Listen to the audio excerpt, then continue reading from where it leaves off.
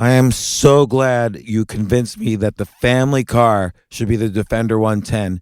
It is so beautiful inside. It's so comfortable and it just feels indestructible. Yes, it really is. I've been waiting a long time for the new model to come out. The Defender 110, I'm telling you, it's my favorite car of all times. It's my third one.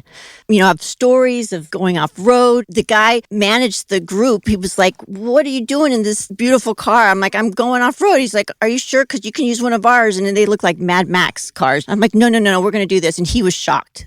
Wow.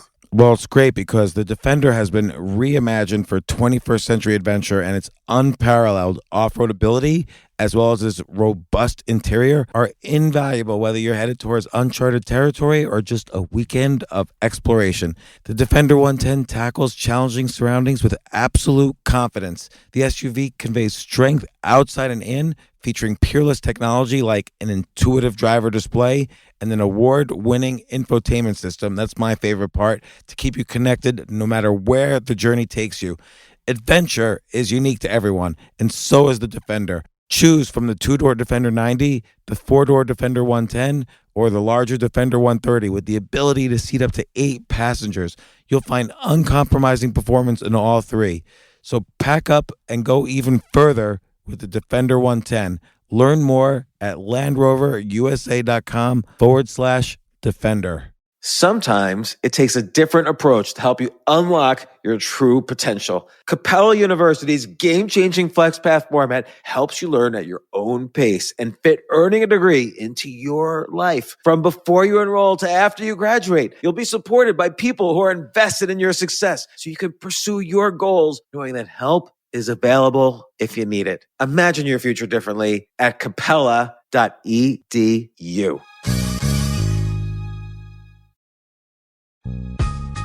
This isn't your average business podcast, and he's not your average host.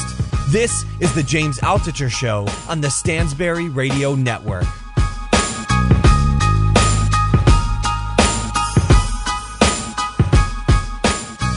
So I have Bryan Johnson on the phone. Bryan, how are you doing? Hi, James. Nice to talk to you again. Yeah, to talk to you again. Last time we spoke, I just want to say to the audience, last time we spoke, it was amazing. It was 2.5 years ago. You were you had started an amazing company, Braintree, which was processing credit card payments for, I guess, thousands of companies. And then I actually included the interview with you as a chapter in Choose Yourself, because you were very much a man who chose himself in starting that company and in other things you were doing.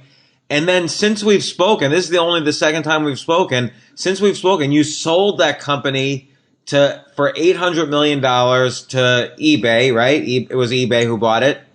And now you've started your own venture capital fund, and it's different from other venture capital funds. You're specifically investing in companies, my interpretation, that you think or you hope are save the world sort of companies, as opposed to just how can I make money the fastest sort of companies. Yeah, a lot's happened the past 2.5 years for sure. And so tell me, let's start with the beginning. Like, it was really only a short while after we spoke that I feel like Braintree got sold for $800 million. Like, how did that feel? Like, what happened? How did you get the call? I mean, it's remarkable in that it's complicated. And I spoke to a couple of other friends before this happened. But, at Braintree, we poured our heart and soul into that company. Like, we really, really cared. I mean, I had 3 goals for the company. One is that the employees would say is the best company they ever worked for. The engineers would say is the best payments platform in the industry. And 3, that customers would write us love letters. And we didn't make any other goals on user growth, on revenue, profits, nothing. The idea was we get these 3 things right and everything takes care of itself. And we achieved those goals. Like, we literally had customers writing us love letters on a daily basis. And so it was obviously a great outcome, but at the same time, we really did put our heart and soul into the company. So it was one of the best experiences of my entire life, and I'm extremely proud of the team and what we were able to achieve. Well, let me ask you this, because you said 2 things that in many companies are actually sort of the opposites. Like, usually there's management, and the management has to manage the engineers who are building the product, and they also have to manage, dealing with the customers. And often those two things clash. The engineers will say, we can't get that done in time, or we're not spending enough time with our families because we're working day and night because you're pushing us or you'll fire us. So how did you manage to kind of keep that balance of managing engineers while still pleasing the customers? Well, it was just part of the culture. It actually wasn't a battle internally. We all just knew that was the primary objective, was to have them write us love letters. So everyone did remarkable things on their own accord. I didn't say anything. It wasn't like we mapped out. It's just people just did stuff. And like, for example, we'd have people, engineers that would code to our API, coding their software so it speaks to our software. And when we noticed there was a problem, we would reach out to them and say, hey, we see you're coding to the API. Can we help you out in any way? And they'd be like, what? Like, who does that? Who reaches out and proactively tries to take care of problems? The same thing on the customer support side. They would just proactively call customers. And we also did things like we would fire customers if they were rude to us or mean or just jerks. And if I would see like a customer service person with their head down feeling bad because someone just berated them, we'd talk about it. And if they were just continually a jerk, we'd fire them as a customer. It just wasn't worth their money to create that kind of mood in the environment of the company. So, we were really thoughtful about how we dealt with this, and people just naturally did it. We just hired really great people, and they behaved in ways that made people happy. How do you and I want to really eventually get to the meat of this, which is kind of where you're seeing future trends and what you're investing in and how the world's changing. But I'm really fascinated by issues of leadership and excellence. And what you accomplished with Braintree was very hard. And I always describe the story of how you built it, and that was a very impressive story. But when you were in the thick of it and already a mature company, it's interesting to me how you how do you hire like quality people like that? So we did a couple of things. Because that's hard. Like people say that the critical success of a company is based on who you hire. 100%. So we did a couple of things to maintain a pristine environment internally, because I never wanted like a slow degrading of talent or of morale. And so, for example, I learned a couple of important lessons. Like, one is everyone always has a pebble in their shoe. Like you do, I do. We're always worried about something or upset or annoyed. And so every Friday or every other Friday, different frequencies, we'd have these town hall meetings. And it was almost like group therapy where anyone could bring up anything. And I would let uncomfortable silence just sit. I would encourage criticism of me if that was available, then anyone could talk about anything. And we talk about what the company problems were, what were on people's minds. And I always knew what was going on because I had my fingers on the pulse. I knew what was going on. But we did things like that kept the morale very high. And then we also had just expectations internally of people. We didn't have a safety net. Like if someone wasn't performing in a job, they couldn't be like shuffled over to a different department where they just now sit in silence under someone else's command. It was like everyone had to work on their own. And if they weren't holding their own weight and their peers didn't think they were remarkable, they were out. And everyone knew that expectation existed. We just didn't have any tolerance for someone who didn't contribute fully on the team. I love that quote, everyone has a pebble in their own shoe. And can I ask you, does that apply to other areas of life? Like, for instance, when you go home to your wife and kids, do you also think that every day they have a pebble in their shoe or a different pebble? Always. I mean, my kids, everyone. So like the thing is, and sometimes you don't even have to solve it, right? It's just simply by acknowledging there's a pebble in the shoe. Sometimes it just goes away. But yes, I mean, like you do this morning and I do today, right? We have stuff that's bothering us. Yeah, totally. Like it's sort of like you kind of wake up every morning fresh and the sun is out, and then suddenly like your entire history of decades sort of swoops in and you say, ugh, I got to get up today. Like, so it's hard every day. But like today, for instance, or yesterday, you get home from your work at your fund. What pebble do you think was in your wife's shoe? Well, certainly a lot. But I mean, it really depends on the person and the circumstances, right? In terms of like how big it is, how it needs to be addressed. But I remember like in our town hall meetings that I could feel the tension build all week. And it was typically like one or two or three things. And once we addressed it as a group, there was the energy just changed in the room. People felt lighter and happier and like ready to carry on. Like what's an example? So like one time we hired, I forget what position it was for, but we hired someone outside the company instead of promoting someone from within. And it's like, okay, well, why did we hire someone from outside and not promote within? And the answer was like the qualifications weren't right. That's a hard thing to say. But it was true. And so to stay consistent with our culture, we had to be honest and transparent. And so we talked about it. Was there one person specifically who felt that you were wrong, that in fact internally they had the qualifications? Yeah, I mean, it wasn't like a clear path because we didn't have specific groups. But there was some disagreement, certainly, and especially people who thought that they might be appropriate for the position. And, they may have been right. It was just a judgment call on and like the general vagueness of the roles we had in the company, because things change so fast in a startup. You think you know what you're going to be doing, but then it changes the next day. So but things like that are hard to quantify and hard to nail down. People have difference of opinions. The personal accomplishments are at stake. It's hard for everyone involved. And so we tried to address all those things head on instead of letting them linger and then decay the environment.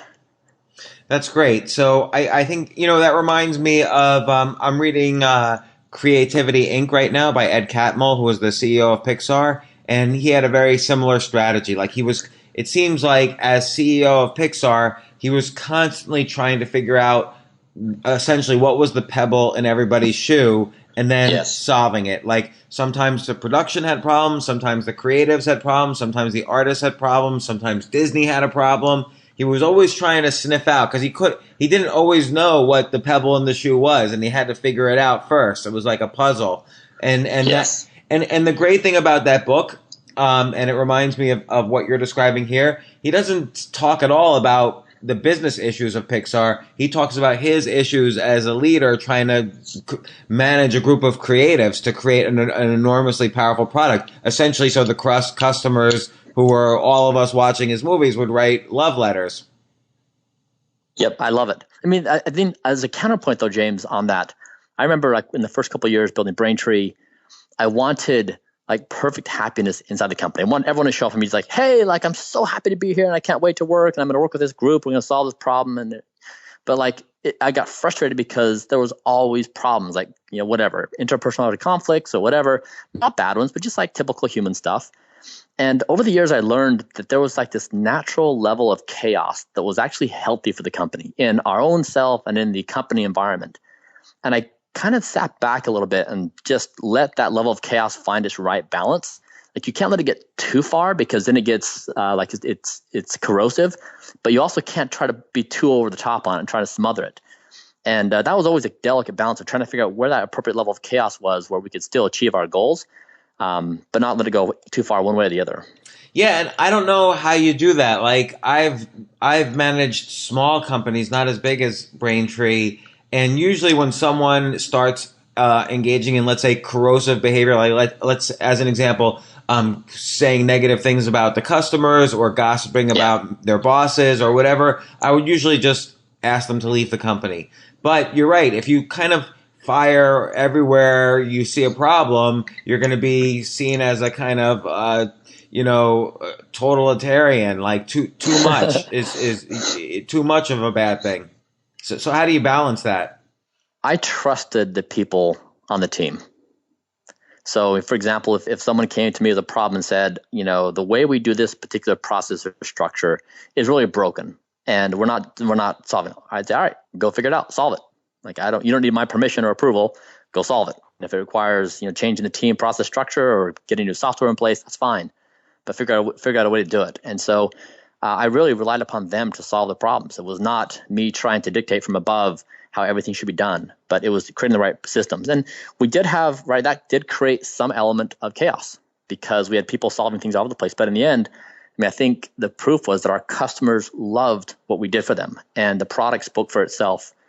And so I think we did achieve some good balance in all those competing priorities. So tell me what was going on in your head. Like, I guess you were on the board of Braintree after you kind of moved on to other things. Like, what was going on in your head when eBay kind of called you guys up and said, okay, we're going to offer you $800 million?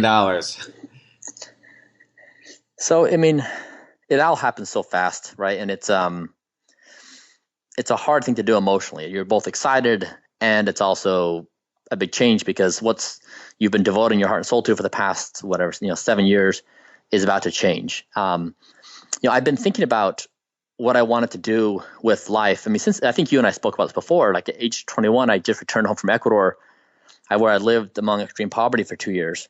And I came home with this burning desire to devote my life to trying to improve the lives of people.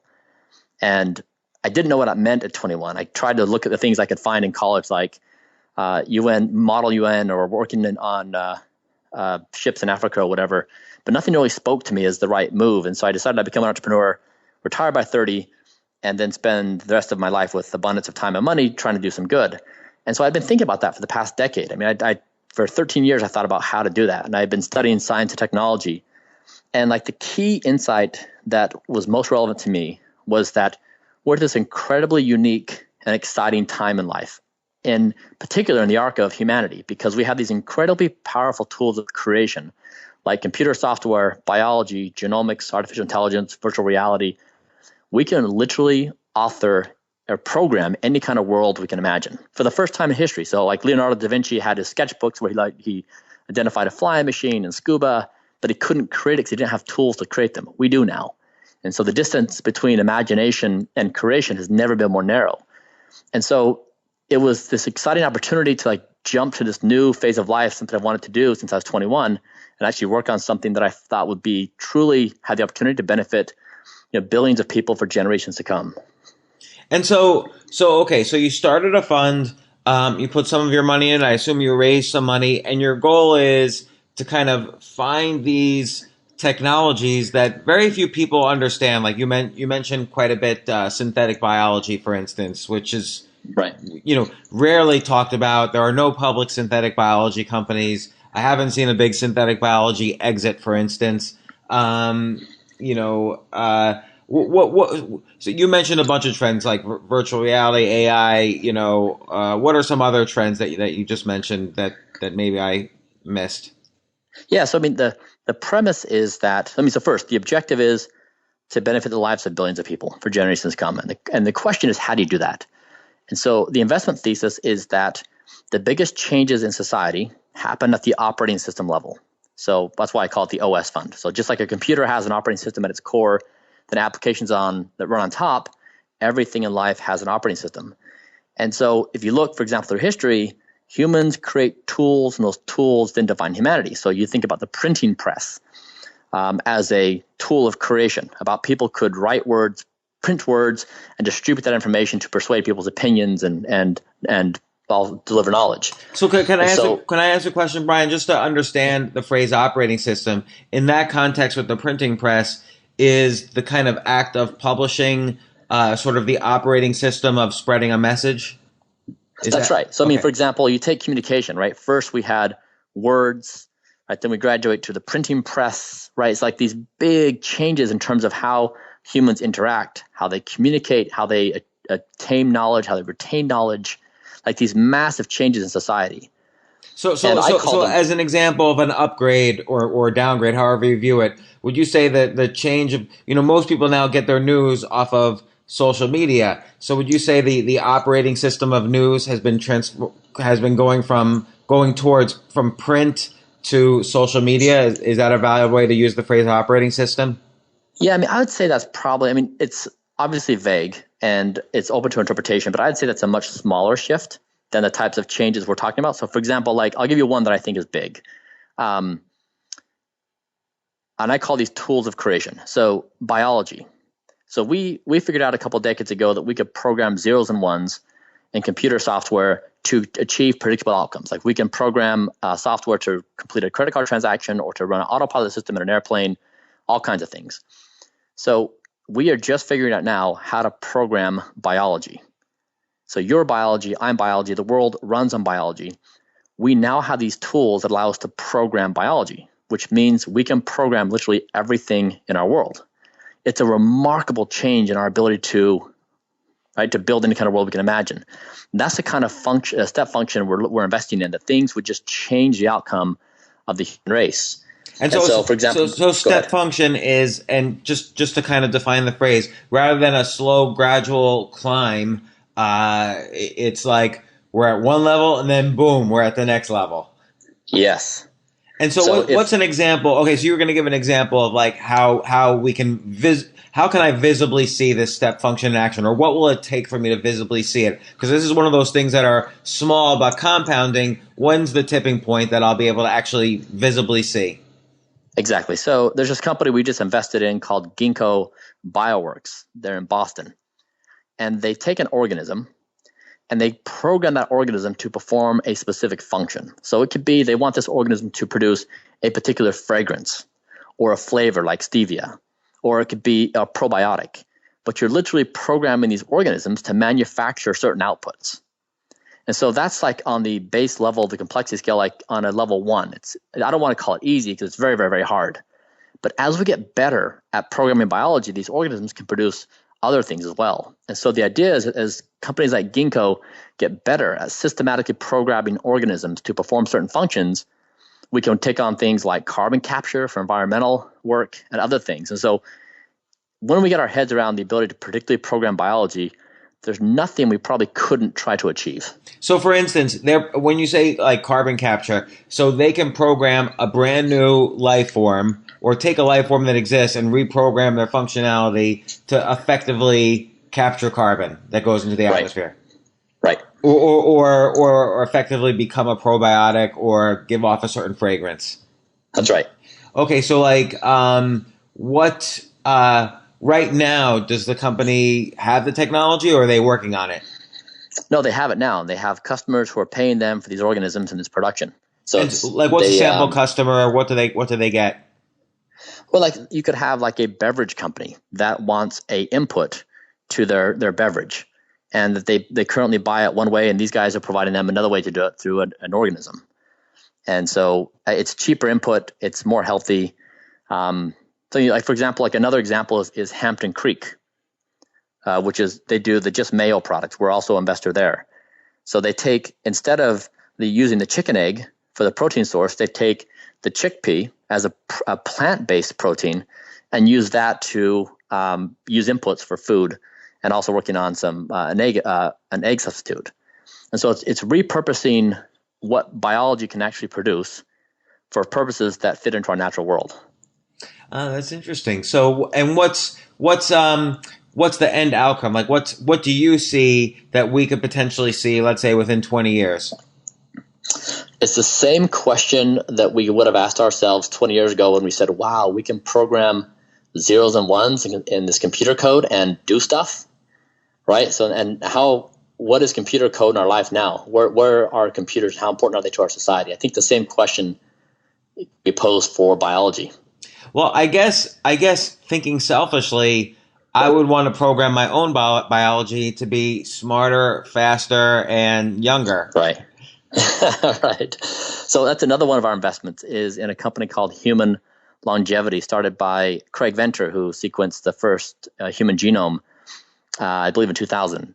And what they're trying to do is build the world's largest database of whole human genomes, and then adding other relevant health information like the microbiome and phenotype data, and then using advanced machine learning to understand more how our bodies work, about for utilize like personalized health, drug discovery. They just did a deal with an insurance company for South Africa and London, where they're providing gene sequencing for their employees to help them identify gene risks and other things to help them maintain better health. So like more of a personalized medicine approach. So are they limited by weaknesses in statistics? Like, let's say statistics aren't sophisticated enough to do that.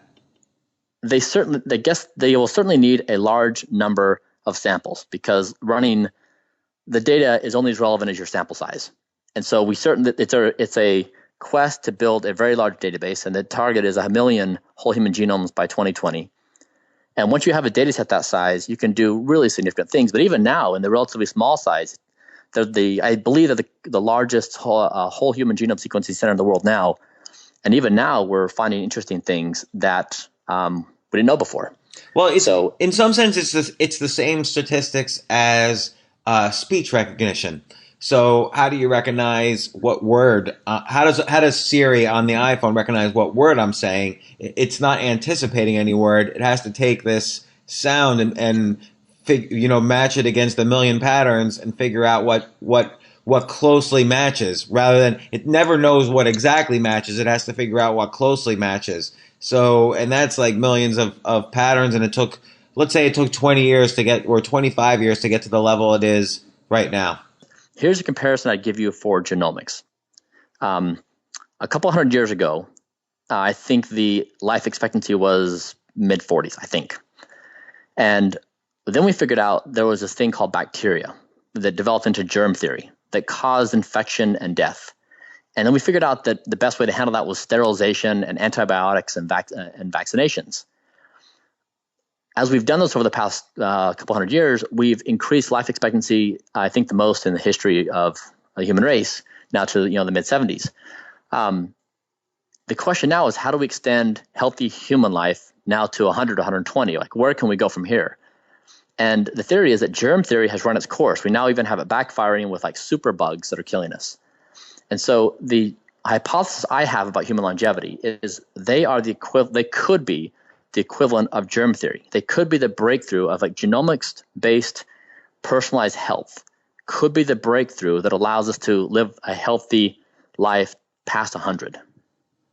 And when would how would it work? So do you play around with babies, or do you play around with people who are older? Like, can you and I live to 100, 120? I mean, so the general, how it's applied, right, is TBD. But the general premise is, if you can acquire this data, the software that runs humans, the genome, and if you can learn things about it, about why we age, why we develop disease, where our susceptibilities are, if you simply have that data, it's enormously valuable to a whole ecosystem of providers who want to develop solutions to address it. So whether it's stem cells or whatever else, or gene editing, those solutions will be developed in time. But you have to know. Go ahead. Sorry to interrupt, but what I don't understand is, our genes sort of define who we are, like what height we'll grow to, what our hair color will be, what our eye color will be. And I know that's just the basics, but if I have like a heart disease, for instance, how will mucking with my genes change the attributes of my heart disease? Well, so it's here's an example. It's not necessarily changing your genes for your heart disease, right? Right now, it would be that if you have heart disease, maybe there's a drug company that's made a specific drug to address heart disease, and that this drug only works in populations that have a specific genetic structure. So they may say, James, like, okay, you're the lucky guy because this drug is super effective in 80% of people who take it, but you have to have this particular genetic structure, and you do. So it allows for personalized delivery of drugs and other care based upon your own personalized information. I get it. So the first application, which is incredibly powerful, and people don't realize how powerful this is, the first application in what you're talking about is diagnostics, essentially, because it's very hard to find a drug that works for you given a disease. But if you could genetically match using statistics, given this genome, whatever, and this illness, we know this drug works 90% of the time, that's very successful. And there's a whole industry around depression, for instance, that works that way. That's right. Yep. And the same is true in the principle. If you have this data and you can make it available to the ecosystem of people trying to come up with solutions, and that includes drugs, or could be stem cell therapy, it could be any number of things, right, that they can then base their solution design on this information. And that's why it's such a huge breakthrough. That's why it could be the next big germ theory for us and to help us extend for a couple decades in our life expectancy, because with this information, we finally have a data set that allows us to intelligently construct solutions. Right now, we're just kind of stabbing in the dark. Right. So again, like, it's almost like a prevention is the cure sort of thing. Rather than developing the cure, you're helping more with kind of this area between prevention and the cure. So the cure is already made, but we just don't know what people match what cures in many cases, and a deeper understanding of the genetics involved will help us match the right person with the right cure. That's true. Yeah, and it's also on the preventative side. If I find something in my genome that I have a proclivity for X, Y, or Z, I can modify my behavior today to account for that increased risk. So again, it's just information that allows me to make decisions on both preventative and actual care. What about just remapping my genes? So, for instance, let's say I have a proclivity for Alzheimer's, but there's no known cure or for Alzheimer's other than just I don't know, changing my gene, changing the DNA that suggests I could potentially get it. What can you do there? So, I mean, gene editing is an extremely exciting and vibrant field, and it's not ready for prime time yet, especially for humans. But I know that there's an enormous number of people working on this right now. I shouldn't say enormous. There's a good number of people working on this right now, and it's very promising. And I think people are cautiously optimistic on the potential, but it certainly needs to go through a vetting process for the science to mature a bit. But yeah, certainly an extremely viable solution set that we could have in the coming years/decades. You know, it's an interesting thing, and this is a tangent on this, but it sort of seems like there's two types of entrepreneurs. There's the one who says, okay, I want to solve a billion-person problem, and at the very fringes of science is gene editing. So I'm going to study everything I know about that. I'm going to maybe apprentice myself to a company that's working on it, and then I'm going to find my own unique path and start a company and create the next and latest and greatest gene editing company. Another chain of thought among entrepreneurs says, well, I have a more efficient way to buy and combine the back end efficiencies of laundromats. And so I'm going to buy all the laundromats I can and combine the back end efficiencies and then take it public or sell it to a private equity firm and make that way. And what do you think? You know, one side obviously is thinking more about the money, although both sides will end up making a lot of money. It's hard to say which will make more. But what do you think makes, it seems like startup entrepreneurs are not necessarily thinking the gene editing. They're thinking more, well, okay, here's a known way I can make money, which is buying a bunch of companies, getting rid of the inefficiencies, and then flipping it for a greater amount of money. I'm just curious if you have any thoughts on that. What are the two different types of entrepreneurs you see there? And how does one become one versus the other? Yeah, so I guess I may have a different perspective on this because as I've worked on this, like working on these kinds of problems is relevant to me based upon my personal experiences in life and what I care about. And so to me, I feel I like what I'm doing. I like what I'm pursuing. And you probably see that in the entrepreneurs you work with, as opposed to if you were dealing with the CEO of a multi-laundromat company who might not care about laundromats, but is interested in kind of, I don't know, organization efficiency and ultimately, the profits at the end of the day. Yep. So yes, but that's true. But I guess I would say that there's been there's this general undertone of like, oh, well, you're not working on something world changing, so therefore that's not important, or because you're working on laundromats, that's not a really important thing to the world. I disagree. I think that everyone's contribution matters, and I think that it's the ecosystem of collective contribution through building businesses from laundromats to stem cells to gene editing that makes the contribution work. And I think that this underlying snobbery on I'm working on something important and you're not is inappropriate. I think that everyone's contribution is meaningful and it builds into the entire ecosystem. Planet Earth is this amazing platform where we get to exist and build, and we get to build whatever we want, and we exist in societies that have certain rules. But I think it's an unhealthy and unhelpful thought process to introduce snobbery about what one person is working on and the value associated with that versus someone else. I totally agree. And you're the first person where I've heard, you've said two great phrases so far. Everyone has a pebble in their shoe, and Planet Earth is a platform. Because I don't think anyone has ever thought of Planet Earth that way before, in the sense that it used to be, let's say 20,000 years ago, the village was the platform. Then the city was the platform, or the city-state. Then the kingdom. Then the empire. Now we have all these countries as platforms. Like the United States is a platform, is a certain type of platform for a certain brand of capitalism.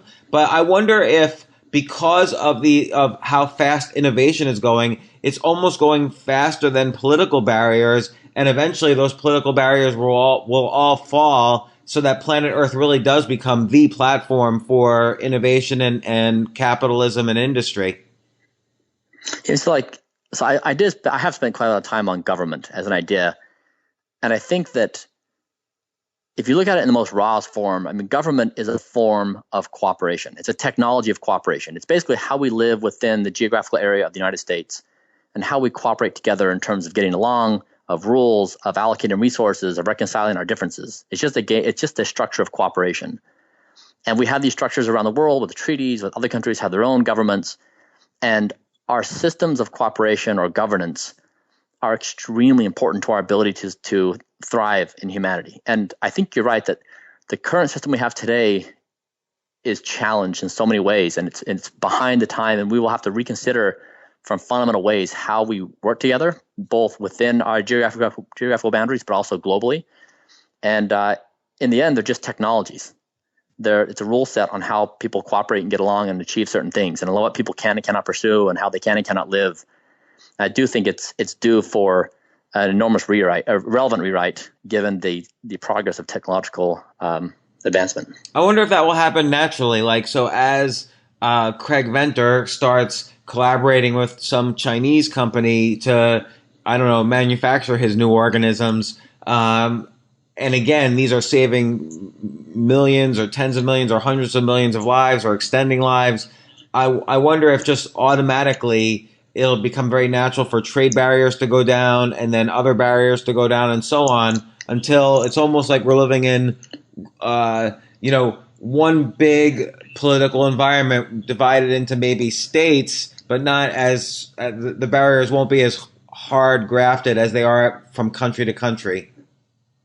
Yeah, I think there's always going to be the yin and yang of cooperation conflict. I don't think we're ever going to cross the hill and say, wow, like we're now in this blissful state. I think we're always going to have this inherent level of challenge and threat and chaos in the world, and we're going to have to work our way through every moment. But I do think that we need to be extremely thoughtful. I mean, if you contemplate like how past changes have gone by, we've done well when we've had a theoretical revolution prior to a practical revolution. So, for example, like when the United States, when the founding fathers sat down to write the Constitution and said, how do we actually contemplate our society? They could look back and find people like John Locke, who had been thinking about this for a long time and written about this. And they were able to build upon his theoretical framework on what governance structures would look like. And I think it would be enormously helpful if we had the same thing now, that we were giving serious thought to our structures in advance, so that if we ever had a chance to reconsider our governmental frameworks, we'd done hard thinking about these things ahead of time. We just didn't make it up in the moment. I wonder if that doesn't happen now, because essentially as soon as one becomes a thinker like John Locke, they instantly go on, the Bill Maher show, and it all becomes political punditry, and the message gets kind of lost in the noise. I mean, sometimes, but those who I think can really discern out the gems of the intellectual scaffolding, I think we won't pay attention to that type of retail translation. I think they'll understand the core essence of it. But I mean, these exogenous shocks happen. Like, for example, you think about what happened with the financial crisis, right? A big thing happened. We had a lot of problems. And then Congress said, what do we do about it? And they just made, some stuff had been thought of before, but they made a lot of stuff up on the spot. And so like these windows of opportunity open. And the question is, how good are we at taking advantage of these opportunities? Have we thought through it thoroughly? Have we been considerate? Have we marinated on this? Have we thought about it for a while? So what other companies what other kind of life-changing technologies are you looking at, or what's the future hold in store that you haven't mentioned yet? Another company I like a lot is Matternet, which is working on autonomous vehicles or drones. And so it's both a solution for the developing world and developed world. But I think that they could do for transportation what the smartphone did for communications. If you think about how it transformed Asia and Africa. And so, for example, like they initially started a pilot in Bhutan, taking medical supplies to remote villages because the roads are just unpassable. In fact, if you're going to build a road infrastructure in Africa that matched the United States, it would take $4 trillion in 23 years. They're also doing a pilot in Switzerland this summer, delivering mail. So it works both in congested areas and places where roads are impassable. But I think that autonomous vehicles are a promising technology to leapfrog existing challenges in our transportation. Can I ask you this? Because this is my one fear. I was at a kind of a conference recently, and on the stage, and one of the aspects of the conference was there were these drones flying around, kind of recording things. And I wondered, like, how easy is it going to be at some point for people to just put a bomb in a drone and just blow Yeah. shit up. Yeah. Yeah, it's the same question that happened when we figured out fire, right? And they burned a village down. Yeah, well, So, I mean, well, that's a really good point because fire was the first time in like Earth history that a single, let's call it organism, in this case a human, was able to burn down, millions of other organisms. yeah, I agree. I mean, I think that in all of these technologies, in genomics, in biology, in drones, I and these founders are fully aware of the risks that are present.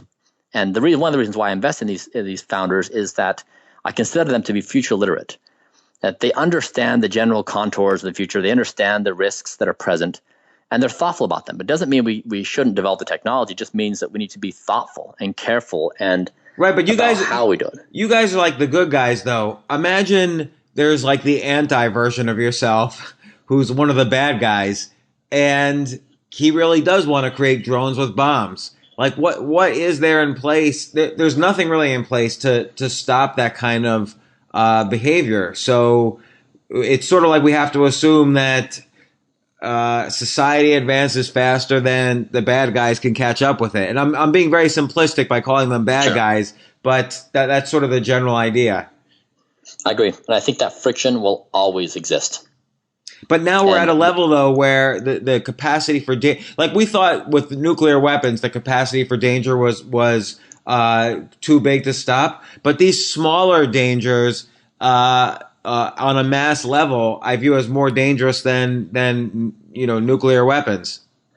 I agree. And I think that's why one of the most important questions facing humanity is how our systems of cooperation will evolve appropriately over time to keep these threats in check, right? So how do we actually identify the risks, appropriately take measures for them, but also allow the technology to move forward and us to live lives that we desire? It's an extremely complicated question, but I do think systems of cooperation and government is central to our ability to thrive, and we have to, because they go hand in hand, and it's a very complicated one. They do, and you look at like I won't name specific companies, but there are the big sacrifice that society has to make in what you're saying. It seems to me is privacy, because if you're starting a company, you have to be able to open yourself up to some extent to be looked at, or at least viewed in some way that you might not be aware of. Is this company doing something really bad or not? Yeah, I totally agree with you on the risks. I mean, that's why it's both an incredibly exciting time to be on planet Earth, but also unnerving, because we have to contemplate all these new realities that we're dealing with, new realities and threats and possibilities. So now here's another question, a future question. When I was a kid, I loved the TV show The $6 Million Man. So when are you going to show me a company that can recreate the $6 Million Man for less than $6 million? So I'm not familiar with the show. What did they do? You're not familiar with the show. You must be much younger than me. So basically, a pilot has a crash and he loses both his legs, one of his arms, and one of his eyes. And they give him prosthetics that look totally human. You can't tell he's wearing any prosthetics. And he can run 60 miles an hour. He has supervision, and he can lift anything. So I just met up with a researcher last week who's working on the problem of building a prosthetic that restores natural touch and stimulation through that. So if you lose an arm, that he could regrow the nerves and nerve endings into the fingertips to restore the natural touch. So funny you mentioned that, but yeah, I think that it's in process, and I mean, who knows when it's going to happen, but I think people are certainly thinking about that. And that's just one step away of, imagine I have the nerves going from my fingertips to my brain, but my arm now is made out of titanium. And my brain has the power to lift a car or whatever. Yeah, it's so funny because when I was growing up, we watched Saved by the Bell. And now my kids watch, I think it's called Lab Rats. And it's a show about this inventor who has 3 bionic kids that live in the basement, and like one has super speed, one's smart, and I think one is strong, or I think something like that. And so my son, he's 10, he's always asking me like, Dad, like, when can I get bionics? Like, tell me when. And like, when your companies develop this stuff, like, can I be first in line to have it? It's like, it's funny because it's top of mind for him. Like he views it as reality and serious potential. And like he's interested in this as a real life application. So, I mean, I think that's changing in terms of how people understand it and the potential it has. Well, it's interesting because you look at the mythology of the past century. Where does it start? Like, we were in the middle of the Great Depression, and we needed hero. Like, that's where Superman was born, like 1937, in the middle of the Great Depression. Or in the blossoming of the nuclear age, you have all these heroes created by accidents and radiation, like Spider-Man, the Fantastic Four, the Incredible Hulk. Like, all these guys were involved in radiation accidents. So now it seems like kind of the science fiction of the past is the science of the future. And this stuff you're telling me, companies that exist now, where we can potentially see the path to superhero-dom. I think back to these tools of creation. Once we figure out like these base level tools of genomics and biology and autonomous drones, these other things, solutions build on top of them. And that's why we are making this bet, because we believe that if you invest in, for example, the printing press, right, or the equivalent to genomics or biology, that the type of solutions it will lead to on top are just unimaginable today, but are the platforms we need to invest in if we truly want to build a world where we can all thrive in. So it seems like your fund has a competitor, which is Google. So Google, their reorganization of Alphabet kind of enhances, let's say, the role of Google X, which is working on all of the same types of things. I wouldn't call them a competitor. I'd call them a collaborator. I found that the world of investing in these types of things is it doesn't stand up to the stories I hear, for example, and people fighting over like trying to invest in other software internet apps. It's much more collaborative. And so I found it to be a very generous and open community. In fact, last week we introduced what we call the OS Fund Playbook. And so when I first started investing in science, I don't have a scientific background. So the question I had is like, how do I, as a non-scientist, invest in hard science? And we also pose a question of how do we make a larger contribution to the world, because it's the fund is $100 million, but we wanted to make the contribution be much bigger. And so we developed an internal decision-making model on how to actually fund science using decision analysis. And so we open sourced our playbook, and we basically said, like, here's how we're making decisions. Here's how we're investing in companies. Here's the process we take. And hopefully it's helpful to all of you who are interested in investing in hard science, just haven't in the past, or are doing it, want to get better. And so it was a gesture of trying to contribute within the community, also collaborate with people on trying to collectively make better decisions on what kind of companies to fund. And so I think that the community has strong characteristics that will be beneficial for all of us as we try to develop these technologies. And let me ask you, so I like the idea of, in general, the notion of a playbook, of an open source playbook. Do you feel this is similar to how you kind of managed Braintree?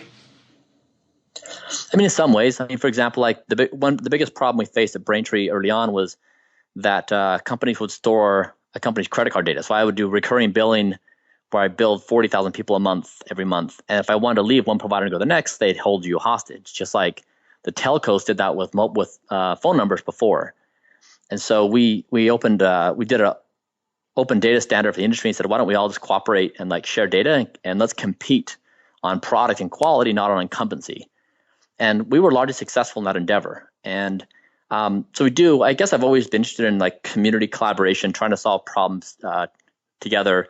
I've never been like a cutthroat competitor trying to tear someone down and win because I can do that. Well, it's funny. It's related to Peter Thiel's 0 to 1, where he basically says the essence of capitalism is not competition, but avoiding competition, which is why PayPal merged with X.com rather than compete with them. Right. So, maybe, create a monopoly, right, in whatever industry you're in.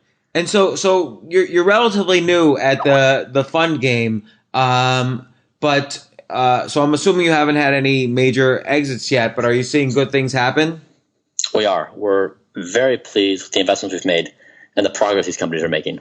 And these companies like have good management, like they're not like in danger of Like you don't have to hold their hands through every single issue? No, I mean, as a founder, now investor, my preference is I always tell them I will stay entirely out of your hair. If you ever want anything, call me, but otherwise I'm out. Because, as a founder running a company, like it's just incredibly hard. And the last thing you need is someone calling you saying, could you give me an update or could you talk to me? So I just try to stay out of the way and try to be helpful when they ask. Well, I find as an angel investor now, the hardest thing is when, the companies that are doing well, I never hear from them. Like I have to beg them to talk to me. But the companies that call me every day are the ones that are in trouble. And I have kind of learned pretty quickly that maybe only 1 out of 10 of those will succeed, no matter how much effort I personally do to help them succeed at that point.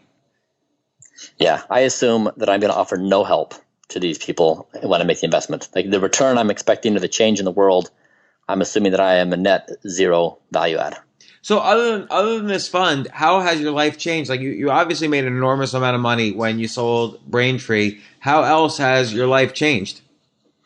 So I've noticed like a big change in how I operate on a daily basis. Before, when I was running Braintree, I may have had like 50 decisions in a given day, like someone to hire, someone to fire, a customer problem to deal with, like a team reconciliation issue, like, all these things you deal with. And now I'm working on like much more longer term, big opportunities and challenges. And so now my days consist of maybe solving like 4 or 5 things a day. And so I've had to create longer periods of flow states that I can work on these problems, because jumping in and giving 15 minutes to a problem is just insufficient. It requires a lot more thought. And so it's been a nice change in terms of how I operate on a daily basis, which has been really satisfying. But I guess most of life has just continued on as it was before. Like you really haven't changed all that much. So like how you didn't like upgrade to a massive house or anything like that? No, I still drive the same car.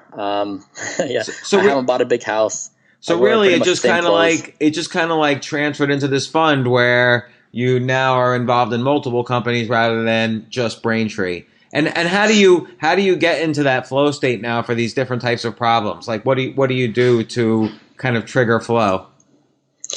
I mean, a couple things. One is I try to allocate time where I turn the world off and just simply work on a particular problem. So I'll turn the phone off. I'll get the computer. I'll lock the computer away and just write on paper and try to just focus entirely on that. And then when I get stuck, I have a handful of people I usually can call and say, "Let me just talk to you for 10 minutes. I just need to like verbally express this. I need you to ask me a couple questions, and I can move on with this." And so I have this structure where I can help myself get unstuck pretty quickly, and that these interactions can be highly productive because I know what kind of thing I'm looking for, and then I'm open to like changing my frame of mind dramatically based upon what the person offers as insights. And so I'm trying to get better at it, but I do like this process that I have, and I do think that it's been very helpful in terms of the decisions we're making, both in the fund and other things I'm working on. And what other stuff are you working on? This next year, I'm going to hopefully launch a community for children. And I wrote a children's book. And you're kidding. What's the children's book? It's called Code 7. And it'll be published. I've printed out and I've been sharing copies with people, but formally it'll be out next year. And I wrote it with my kids. It's an anthology, has 7 stories. My children are the protagonists, and it takes place in their school. And it teaches important lessons of life, and it's meant to be humorous and insightful. And then the second one is going to be about AI, and so how I won't give it away, but basically how a young protagonist works with AI to rescue their parents. That's great. I like how you made your kids protagonists. Let me ask you, why didn't you make them antagonists? Like maybe they might have had more fun with that. That's hilarious. That's a good thought. Maybe I'll raise a question with them. I mean, the objective on this thing, and I've worked with my kids, is I've looked at like what do they aspire to in life? Like what kind of models do they understand? How do they understand their place in the world? Where is humanity going? And so the objective of what I'd like to do with children is that ultimately to reorient the identity and aspirations of humankind, and specifically for them to realize that we have these incredibly powerful tools of creation at our disposal: genomics, software, 3D printing, AI, and we can literally author anything we want.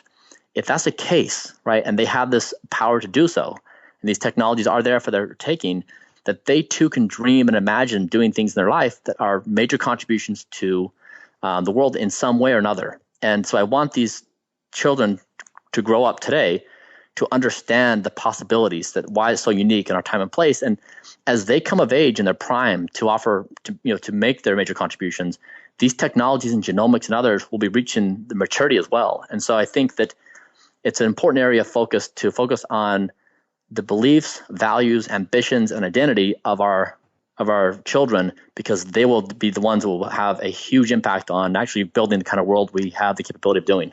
Well, and related to that, and this could be sort of a closing kind of question. What's so far in all of your investing journeys this past year? What's been the most amazing futuristic thing you've seen with your own eyes? And related to that, what do you think will be the most amazing thing you will see in the next 5 years? So I would answer this. I would answer it the same way I did before. You may not like my answer. It would be the same question once we said, wow, James, we just created a printing press. What do you think is possible? And like, who would have ever have guessed what would have come out of the printing press? Even today, right? What kind of stuff people write and how they communicate with the world. I think the same is true with genomics and biology and 3D printing. Like, who knows where these platforms are going to take us? But, here's the thing. I can make the direct connection between the printing press and genomics. Right. So when the printing press was made, everyone realized suddenly they had bad vision. No one can read. So they had to create the whole science of lenses, so people could read, which led to microscopes, which led to bacteria, which led to germ theory, which led to genomics. So who knows? Gutenberg certainly didn't predict genomics, and yet he created essentially the tools, the platform, you can say, the operating system to discover genomics. I agree. And actually, maybe let me take a second stab. Platform would be one answer, and I'll tell you the second one is intelligence. I'd say the most important invention humans make is intelligence, and that's through both artificial intelligence and through our own cognitive enhancement. And I think that the coming decades, those two things will be huge determinations in terms of how we actually deal as a species. Well, it's interesting because you look at like the chess world, the best chess entity in the world is not a human, and I don't believe it's a computer either. I think it's the human-computer combination, like the world champion working with the world champion computer program creates actually the best player. And so, where do you see cognitive enhancement coming from in the things you're working on? So it's currently something I'm exploring with this team. And the question is, could we in fact enhance human intelligence? And it's a new field, and technologies are being developed, but it's very early on. Is everything BS? Like, are nootropics BS? Well, so I mean, I don't consider those to be like real game-changing things. I mean, the kind of things we're looking at are inside the brain and things that have dramatic potential to improve cognition, and whether it be memory or whatever else. But it's brand new, and currently it's only in clinical things. Like, for example, people with epilepsy have force implants, and there's Ted Berger's synthetic hippocampus. DARPA just came out with an electrode they put in the brain with those who had brain surgery. So there are technologies that are actually inside the brain that have this huge potential. And the question is, which ones are viable? When is it? When will it be safe to come to market? How will it manifest itself? And I think that we'll know in the coming years, but it's certainly an area of great excitement and potential, but a lot of uncertainty about what it could actually do. Yeah, that's definitely an interesting area, particularly, not just cognitive enhancement, but Alzheimer's is one of the biggest killers in the country. Right. So that's right. that just right there, playing with that will increase average longevity. So it's all connected. So I guess final question: Are you happy? Your life's totally different than the last time we talked. It is. I honestly have never felt more energized, excited, and determined ever in my entire life. Does that make you feel younger? Like, do you feel younger than you did 3 years ago? I do. Like I've taken up dancing. It's one of my favorite things in the whole world to do. I can go out and dance for like 6 or 7 hours straight. You're kidding. And I now have more energy than anyone out there. And I do. I just feel so good. But that's a really interesting thing. So it's not like you eat more food to have more energy. It's like you found something, typically we think of food as converted into energy in our body, and that's how we have energy to do things. But people neglect the fact that emotional state and mental state are critical to the energy we have in our body, and I bet you eat less food as a result. Yeah, I've dropped a lot of weight, and I feel better than I ever have physically. Yeah.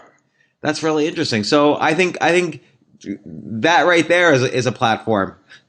The kind of energetic state you find yourself in by having, good relationships with your kids, obviously, because you're writing this book with them. You're staying healthy with dancing. You're creative with all the, you're dealing with a lot of different sets of issues than you were dealing with before. And I'm assuming every day you're grateful for these opportunities you have.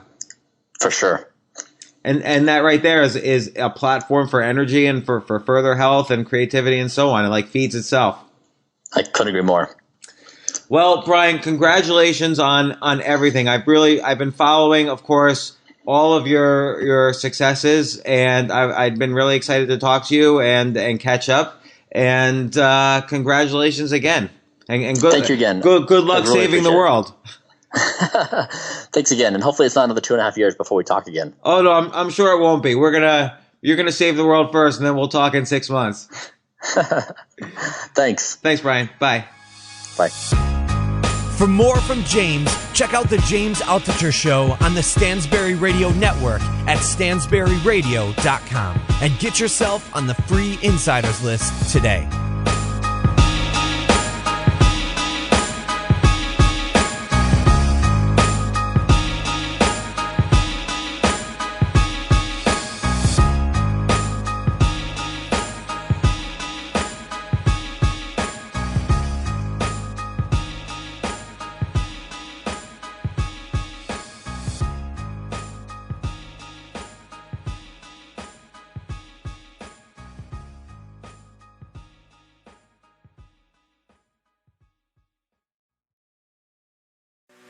I created this idea called Generation W. It's all about educating, inspiring, connecting women. And it's about building community at the same time. It's not like women are on some outpost somewhere, right? Just like no ethnic people are on some outpost there, people of color, right? We're all together. So if we learn how to appreciate each other, we elevate one and we elevate us all. And so for the first year, that's where we started. And we had 700 people show up. They had no idea what they were showing up to, but they loved it. And they said, we want more.